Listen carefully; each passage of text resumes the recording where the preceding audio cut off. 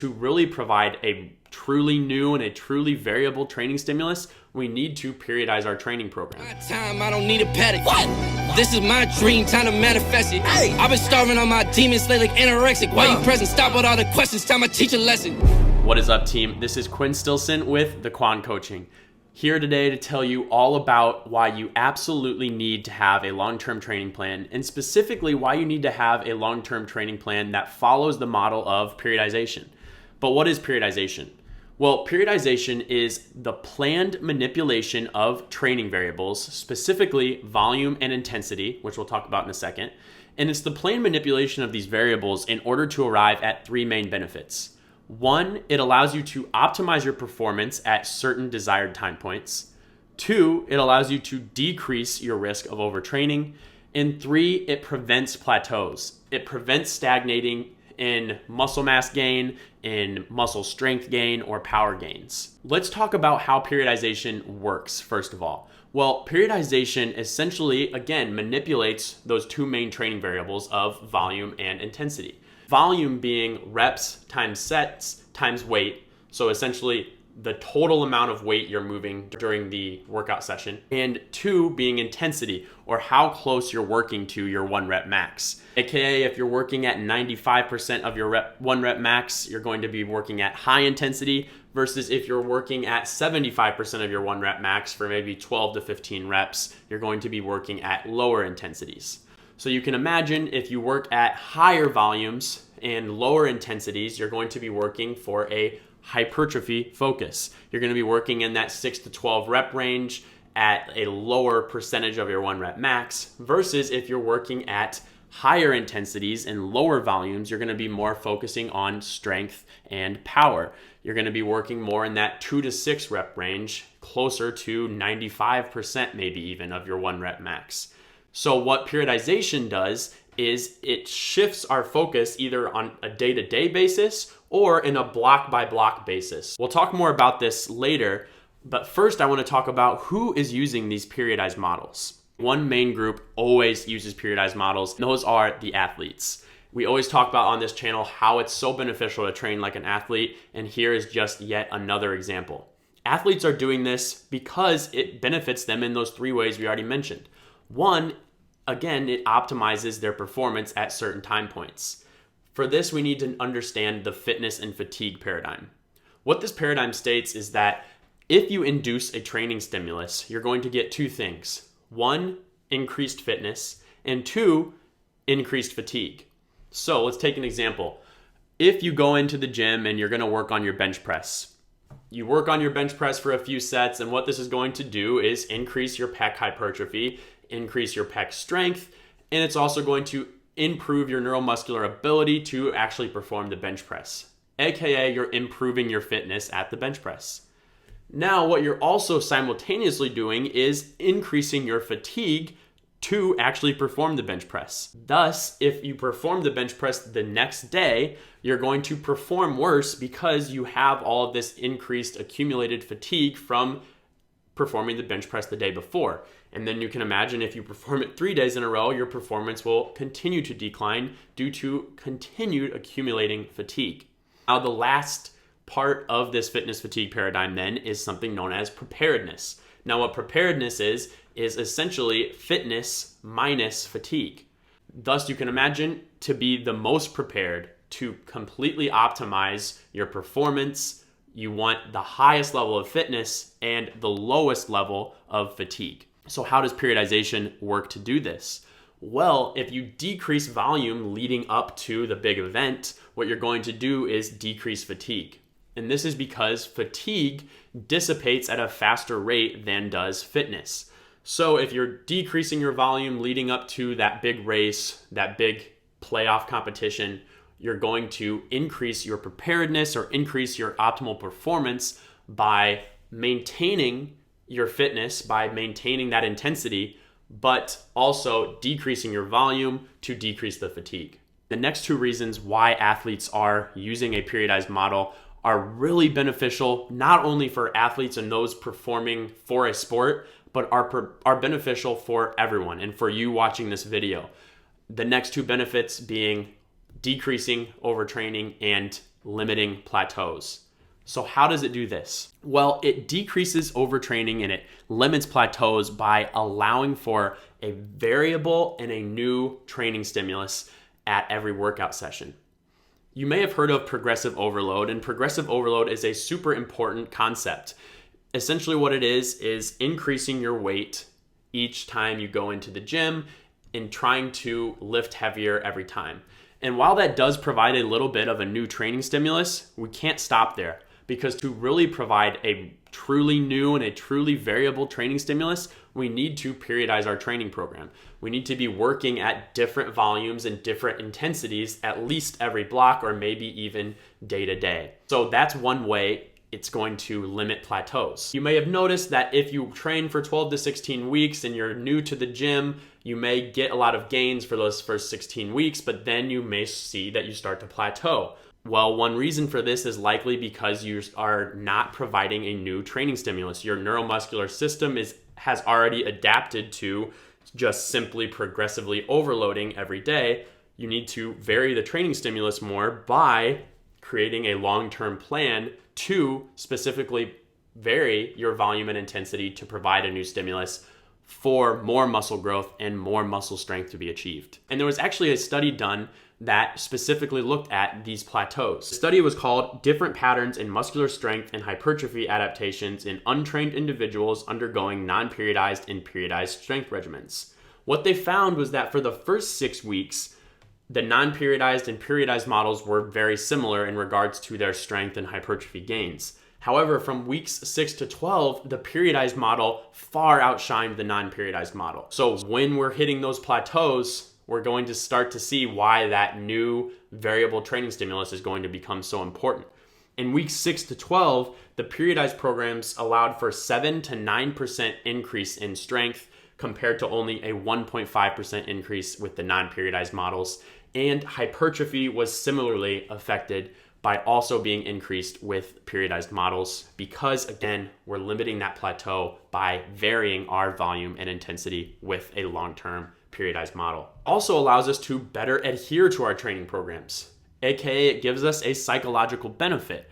You can imagine that if you don't have an affinity for the gym, you may get bored going in every day and basically doing the exact same thing other than just increasing your weight a little bit each time. A way to combat this is periodization. You're giving a new stimulus, you're giving your mind a new stimulus and allowing you to better desire to go into the gym to do something new every day instead of monotonously doing the same thing over and over. And there was actually a study that looked at this as well. It was titled The Use of Periodization in Exercise Prescriptions for Inactive Adults, a Systematic Review. And what it found was adherence to periodized programs was better than adherence to non-periodized programs. So that is how we really decrease those plateaus. We're really going to increase our strength and hypertrophy due to this new varied stimulus. And also on a similar token, again, we're decreasing our risk for overtraining. By working different physiologic systems day to day or block to block, we're not going to continually accumulate more and more and more fatigue to that same system. And thus we can dissipate some of that fatigue as we work on a different system, and that allows us to limit overtraining. So that is how periodization works to optimize our performance at certain time points, decrease our overtraining, and decrease our plateaus. But let's look at some scientific studies that actually demonstrated these benefits practically. First, we'll talk about how periodization improves strength. And this is a very well-studied outcome. Periodization has a ton of evidence for how it increases strength compared to a simple non-periodized program. Specifically, there was a study called A Comparison of Periodized and Non-Periodized Resistance Training on Maximal Strength, a meta-analysis, which demonstrated periodized programs to be far more beneficial than non-periodized programs in increasing 1 rep max strength. Specifically for the bench press, for instance, they found an effect size of 0.43, which translated to about a 10 kilogram increase in your bench press when a periodized program was used compared to a non-periodized program. So really huge gains. And something to talk about with this study is that it was mainly done in shorter programs, so programs all that were less than 16 weeks, and also mainly done in untrained individuals. Now, why this is important is because these two groups, untrained individuals and those completing shorter programs, should actually be benefiting from periodization the least. We already talked about that periodization really shines when we have to provide a new training stimulus. Well, these new trainees don't necessarily need a new training stimulus to be provided because every training stimulus is going to be new for them. And especially if they're only performing a program that is only 16 weeks. Thus, what we can imagine is that if we're able to see a huge benefit from periodization, even in untrained individuals performing programs that are only 16 weeks, if you don't fall in those groups, you're going to see even more of a benefit from periodization. In other words, if you're a trained individual, someone who's been training for over a year, and you're someone who's been performing a program for longer than 16 weeks, you're going to really see the benefits of periodization. Next, let's talk about scientific studies looking at the hypertrophic benefits of periodization. And from the start, I will say there are less studies looking at hypertrophy compared to those looking at strength. So the evidence is not near as strong for periodization compared to non-periodization in regards to hypertrophy, but let's break it down. The first study we'll talk about is called Should Resistance Training Programs Aimed at Muscular Hypertrophy Be Periodized? A systematic review of periodized versus non-periodized approaches. What this study found was that periodized versus non-periodized programs were unequivocal in regards to hypertrophy gains. However, we need to break this down to see who they were looking at. One, the average duration was only 15 weeks. So again, shorter programs. And two, all but two of the studies, and I think there were about 12 studies, all of them looked at untrained individuals. So again, going back to the point we talked about with the strength focus, is that untrained individuals performing shorter programs are not going to benefit as much. Thus, if you're a trained individual and you're, again, training in a longer program, you're likely going to see more benefit than was found in this study. And that was actually seen in a different study that did look at these groups. The study was titled Physiologic Changes with Periodized Resistance Training in Women's Tennis Players. It was a 9-month study, so longer programs, in, again, trained individuals, these women's tennis players who obviously had been training for a long time. What it found was that if a periodized program was used, 3.3 kilograms of fat-free mass was gained compared to only 1.6 kilograms in the non-periodized studies. So while the evidence is non-conclusive in regards to is periodized versus non-periodized better for hypertrophy gains, the evidence definitely tips towards it being beneficial for those who are trained individuals and those who are performing longer programs because, again, it provides that new and varied training stimulus. Now, how are we going to incorporate this? Well, we already talked about the main mechanism of how periodization works. It works by varying that volume and varying the intensity. Well, there are two ways that we can really modify that volume and modify that intensity. One is linear periodization, and two is undulating periodization. Linear periodization is what I kind of mentioned earlier when we were talking about training in different blocks. So one way to get this varied training stimulus is to focus on strength, for instance, for 4 to 8 weeks, and then focus on hypertrophy for 4 to 8 weeks. The second manner in which we can incorporate periodization into a long-term training plan is the undulating model. And that is more what I was mentioning when I was saying we can vary it day by day. Undulating models essentially are the Monday, Wednesday, Friday, we're gonna focus on strength.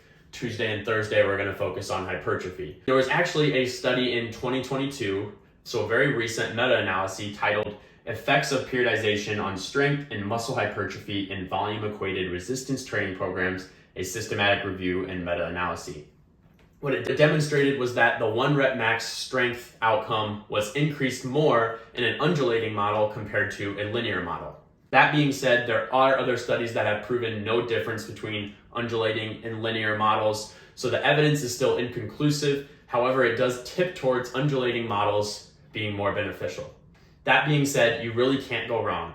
Choose either the linear or undulating models and really vary those volumes and intensities in order to provide the new training stimulus you need to 1, avoid plateaus and really break through your stagnation in muscle mass and strength gains, to 2, decrease that overtraining risk, and 3, especially if you're performing a sport, this is really going to help you optimize your performance at certain time points for the big race or for the playoffs. So team, that's all I got for you today on periodization. Please reach out with a comment below if you have any questions, concerns, comments on the topics today. Like and subscribe. It's hugely beneficial for me. And also, if you want me to write an annual program for you that will be periodized and will be specifically tailored to your individual needs, your individual goals, likes, dislikes, your medical injury history, the equipment you have available, etc. So many things will go into it. If you want me to write that program for you, please hit up thequancoaching.com, reach out to me for a free consultation, and we can set up getting that program started for you. With that, I will see you all next session.